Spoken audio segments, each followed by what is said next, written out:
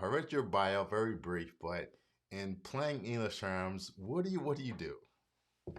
So I'm a technologist, a mentor, a coach. I consider myself to be an educator, a teacher.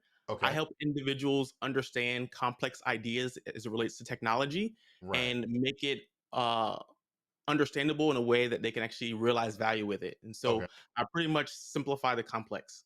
Right. Okay. I love that.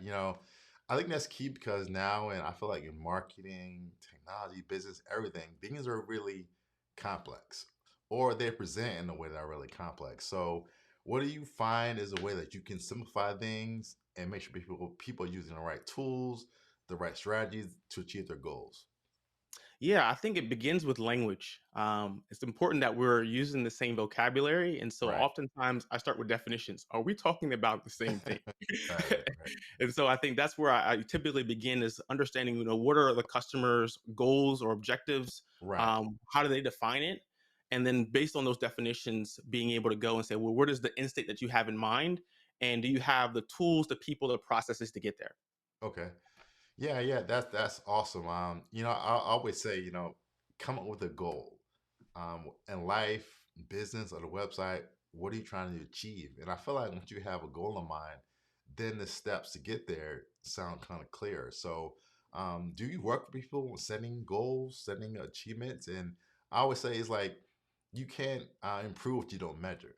So, talk about that. How you help people set goals, define goals, and set milestones, to get to those achievements. Yeah, everyone wants to end up somewhere, but Mhm. few people end up somewhere on Right. purpose. Exactly. And to be able to get to those destinations on purpose, you need to have a Mhm. goal. And so, Right. as a coach, as a facilitator, as a mentor, I often ask customers, like, well, what are your goals? What is Right. the things that you want to achieve? And ironically, sometimes, Mhm. we don't know. I don't know. I don't know what I want to do. And so, Right. I really help individuals come up with the actual goal and Mhm. say, okay, let's take a step back. Let's do some discovery. Where are you having challenges? Right. What would you like to have? What are those experiences, and how Mhm. can we define that into a goal? And then more specifically, how do you define into a smart goal, something that is measurable, something that's attainable? You got it. I was about to say on smart goals. 'Cause a lot of people say, "I'm gonna lose weight. I want to earn more money," but what does that mean? And I think if Yeah. you find your goal, and you can walk us through what is a smart goal, but if you don't attach those things to your goal, you won't achieve it. You won't know. So, talk about that. How you use smart goals to help people really set up that success to path to success. Yeah, I think it really begins with being specific. Like you said, you can say, I want to go and, be able to obtain this amount of income or be able to attain this particular role Mhm. or be able to get some type of product or what have you. But it's like, Right. well, when do you want to do that? And, where in the time frame between now and that destination do you want to do it? But then thinking about, well, how do I know that I've actually achieved that goal? What are the milestones in place? Right. And also making sure that it's realistic. To say, hey, is this something that I can do within this time frame? If not, let's maybe break it down into a smaller goal. Right. But even taking a step back between, coming up with goals are important, but understanding, do you have the right mindset? Are you thinking about Right. the situation in the right way? And so Mhm. when I think about goals, look at it holistically.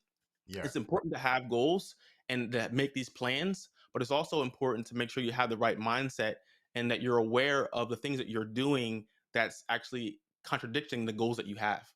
Right. Okay. So let's break it down. So I come to you, let's say you're a personal trainer, and I say, Eric, in 2024, I want to lose weight. Now, give me an example of what is a smart um, goal or plan. Give me an example. Yeah. So if you're trying to lose weight, well, how much weight are you trying to lose specifically? Yes.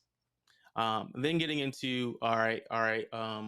From there, what are the milestones, the time frame that you want to be able to lose Right. that weight, and Hmm. then also getting into, all right, what is the realistic amount of weight for you to lose based Right. on previous history, etc. So it's just breaking it down into a way that you have a little bit more Hmm. clarity on what it is you're Right. trying to do, the time frame that you're able to do it in, and is it something that's going to be realistic to achieve within that Right. time frame. Okay. So let's make it personal. How have you used smart goals in your own personal journey in your life? Yeah, so I have several. I would say that for me, one of the goals that I had a while back was, Right. obviously going back to school. Okay. I had a desire to go back and further my education, but I have to say, well, specifically, what type of program do I want to get into? What time frame do I want to do that program, and do I have Right. the different pieces that are necessary for me to get there? So, do I have the letters of recommendation? Okay. Do I be able to break down, what are the things that I need to do to actually Right. apply and get into that school or program? And so, I had to go down and break it down into, like, specifically, where do I want to apply? What's the time frame as far as being able to apply, and Right. do I have the necessary requirements to be able to apply for that program? Right. Okay. Yeah. Okay. Cool. Cool. I just want to make sure that people know what is a smart goal, and how you can use it to help you achieve your goal. So, um, let's talk about your career history. So, I know you were with Microsoft for about 10 years. Yep. Okay. Great. Talk about your role there and what you did. Yeah, so extensive journey at Microsoft. I was Okay. fortunate to be a part of a program called the Microsoft Academy of College Hires. Oh, And awesome. so I got an opportunity after graduating from Delaware Mhm. State University undergrad. I went to the Thurgood Marshall Leadership Institute conference, Okay. and it was there that I got the opportunity to get into that program and start Right. full time at Microsoft. Oh, And awesome. during my time at Microsoft, I Right. began primarily in technical sales, Okay. so helping government agencies, Department of Defense, Right. understand what modernization of data centers look like, also Hmm. getting them familiar with what is cloud, and going through all of the various emotions around being able to house data in a public cloud. Right. And so that was kind of my initial journey in time at Microsoft, was Mhm. helping regulated industries understand the privacy, security, compliance around leveraging cloud technologies, but more importantly, the efficiencies of being able to migrate and be able to house things in a cloud. Okay. Awesome. So now, of course, you moved on. You're doing your own thing full time, consulting and coaching. So, talk about that transition. What prompted that move, and how are things going now? Yeah, so the world is changing, and there's been lots of adjustments in the Yeah. tech industry, as far as the workforce is concerned. And Right. one of the things that I really enjoyed in my time at Microsoft was working with executives around strategy, Hmm. specifically around emerging technologies. Right. And I noticed that, when having those conversations about those technologies, how the room would come alive, how there was lots of joy and excitement around the the ideas they wanted to realize with that. Hmm. But I also realized that, whenever doing something innovative, there's challenges. Right. And having walked customers through those various challenges, Hmm. those highs and lows of being able to do something innovative with emerging technologies, I Right. realized there were some gaps. And specifically, the gap that I focused on was change management. It's Hmm. great to be able to have a great visionary idea, but if the rest of your team is not on board or doesn't realize the value, they're going to do the same behavior they've been doing historically, even if Right. you made that investment, et cetera. And so, one of the things I did at Microsoft, but also now do in my own practice, is being able to help leaders understand, what problem are you really trying to solve? Right. Back to the SMART goals. How are you measuring that Mhm. problem today? Right. What are the measurements, the OKRs, or the different metrics that you have within your organization, Right. as far as how do you measure that challenge, Hmm. and how does implementing new emerging technologies impact that number in a positive way? Okay, great, great. Yeah. I don't know about you, but I never want to be a coach. I never saw myself as a coach, but I found that in my speaking, in my teaching, coaching kind of came naturally. So, do you enjoy coaching and your coaching sessions? How do those flow? How do they work? Yes, I love coaching. I think coaching has been a transformational piece Right. of my journey Hmm. personally. And I'm grateful now to be able to do it for others. And so, taking a step back, like, what is a coach? What is coaching? I would say that a coach is not someone that just gives you advice. A coach is not a consultant. It's not necessarily an advisor. It's someone that walks alongside you in your journey, asks thoughtful questions, and allows you to have the space to be able Right. to realize the brilliance that's already within Okay. yourself. And my journey, I was fortunate at Microsoft to be able to receive coaching early in my career in Right. different points.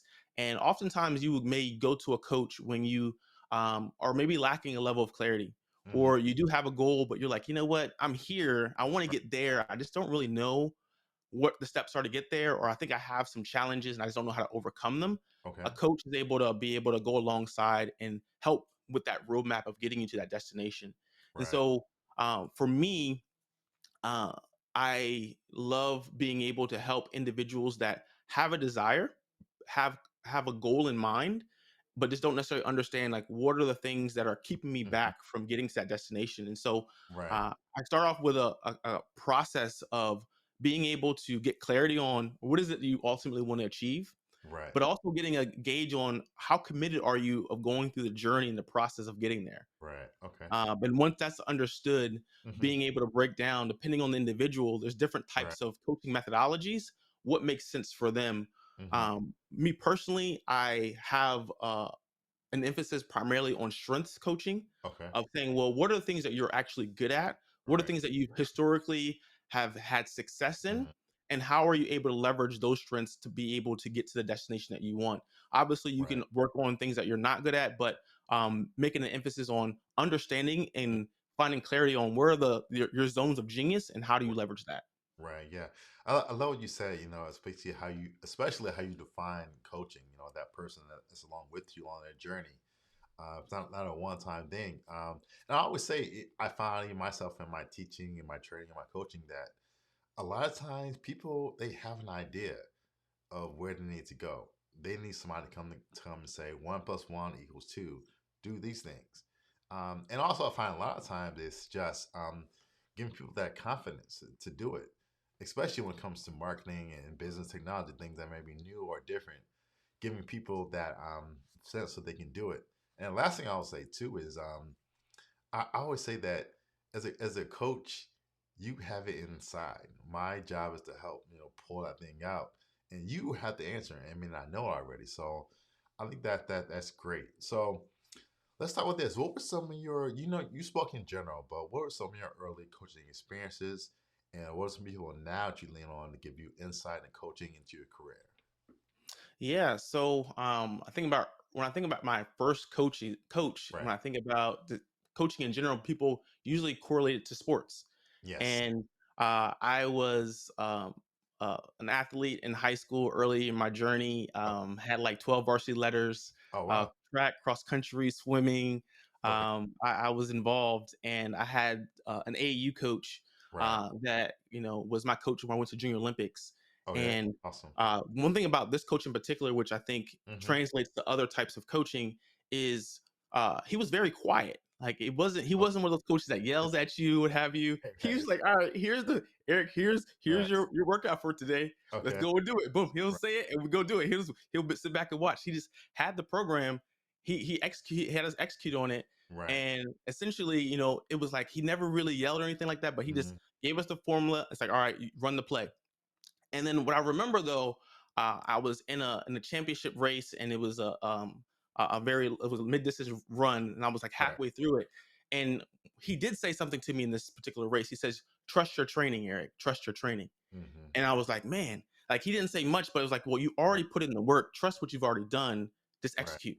And that was my first like coach that I really Right. made a big impression on me, and he really taught me that it's like you have to do the Right. work. I'm here to go alongside you, but once you do the work, you have to trust the training that you've already put in. Right. Right. Yeah. I love that. And what I find too in life now, we all need somebody to look at what we're doing because there are spots that we can't see. We don't know what's going on, but somebody observing you can say, "Hey, for, back to sports, change your stance, change the way you're following through." And even life and business, that way you can do as well. There's things that people can identify that you can improve on it and be better. So yeah, so let's talk about the next thing. So technology, there are so many areas to it, but what drew you to technology? Was something you always wanted to do? What was some of your early experience with technology, and how did it see you down this path? Yeah, I would say that when I was in middle school, I had challenges both socially and academically. I was kind of an at-risk student and just had various challenges. And ultimately, the school district I was part of kind of gave me an ultimatum. They're like, "Hey, either you got to go to alternative school or you have to be homeschooled." Right. And my mom at the time was like, "You know what? I'm not gonna allow you to be a part of the system." And Yeah. so Right. she homeschooled me for a while. And honestly, me, I'm a social person. It Right. felt very miserable. It was very challenging uh, for the social aspects. But during that time, I found a passion for technology. I Okay. was always curious about how things worked. I would take Yeah. apart remote control cars, etc. And Right. it was in that moment that I Yeah. realized it caught my attention. But I also realized that when I would share the projects I was working on Mhm. or the curiosity for technology, that people gave me a positive response. And Right. so I fed into that. Right, right. Yeah.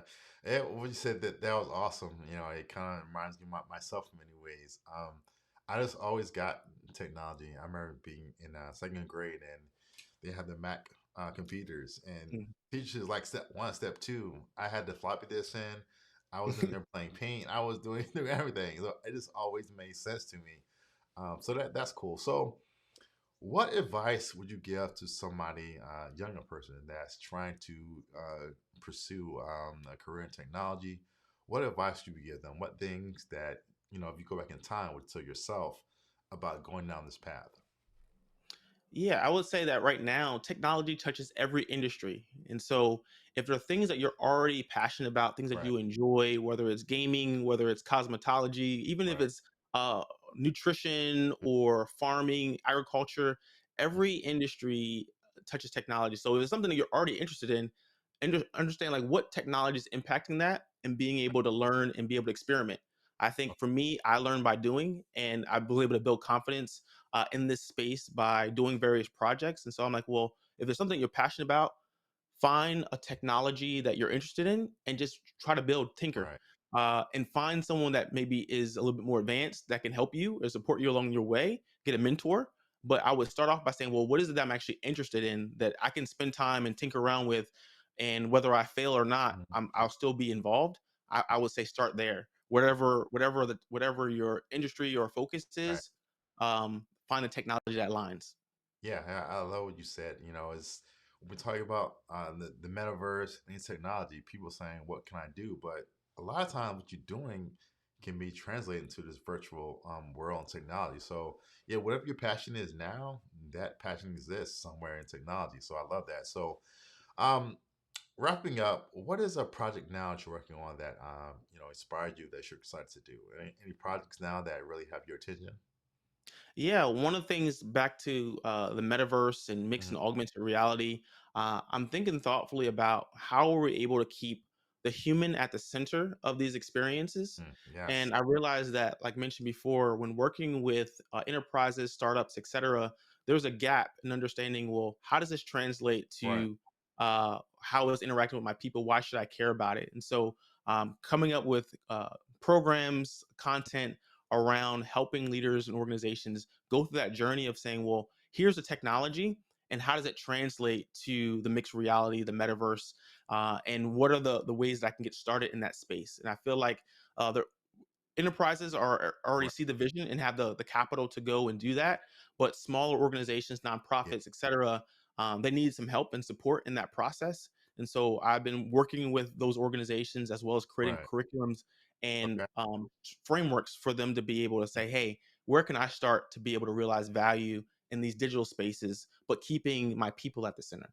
Right, right. I love it. That was awesome. So, the metaverse, that was really the big thing. Let's say 12 months ago, it was on the news everywhere. You heard about Facebook, everything, metaverse, metaverse. Since then, the media coverage has died down. But from your opinion, the metaverse is still there. What's the future for the metaverse? Yeah, I think that the metaverse is kind of twofold. There's a vision for the metaverse that's Right. hasn't fully been realized Yeah. yet. Yes. Yeah. However, like most things, with innovation, it's building blocks and, Right. and enhancements over time. And Right. so the building blocks of that make up the metaverse, some of around blockchain Mhm. technologies, artificial intelligence, augmented virtual mixed reality. There are various stacks and layers to be able to make this vision that they've Right. created around what the metaverse could Right. potentially be. But I say that there are aspects of that that you can realize today. And Hmm. so there are virtual spaces you are able to show up as avatars and have meetings Right. today. There are definitely ways where you're able to have digital assets and be able to Right. sell those digital assets in the marketplace today. And so, although we haven't necessarily put all the pieces together in a format that is the way you look at in books or as futurists describe the metaverse, but I would Yeah. say that we're definitely progressing at a rate for us to realize that vision. But there are ways that you can enhance your workforce, Right. but also realize value in these digital spaces today. Awesome. Recently, I saw you were at Afrotech. I've never been before. I'm going next year, but tell me about your experience there. Tell me about the atmosphere, the mood. Just tell me more about it. No, Afrotech is the largest Hmm. conference for African American diaspora Right. technologists in the country. Okay. I would say that it is one of the best conferences I've ever been to. Okay. I've been to a lot of conferences, and it was my Right. first Afrotech. What I love about it is one, being able to be in a place with so much brilliance and melanin in one area. Right. Right. I think that to oftentimes people say, "Oh, where are the Black technologists?" We're definitely here, Right. but oftentimes we're like the only one in that room or at that company. But when you bring us all together in a location, it's great to be able to see all of that Mhm. brilliance in one space. Right. Um, for me, I really enjoyed the connections I was able to make there in person, but also the learnings. They had the opportunity to have hands-on labs, hackathons, to be able to not only just talk about ideas, but actually be able to build and to ideate in real time. I Right. was able to participate in the first annual hackathon Uh, at Afrotech. It was sponsored by okay. IBM, Right. the Linux Foundation, and several other organizations. Hmm. And I think that was one of my highlights before the conference really kicked off. I Right. was able to sit in a room for multiple hours and to say, okay, what is a problem that I want to solve, and Right. how do I use artificial intelligence to solve it? Okay. And be able to work with other engineers and thought leaders Mhm. to be able to strengthen my ideas, but ultimately come up with a proof of value to showcase. Right. Right. Awesome. Awesome. All right. Well, sadly, we're at the end, but tell people how can they find you online and how can they get in contact with you.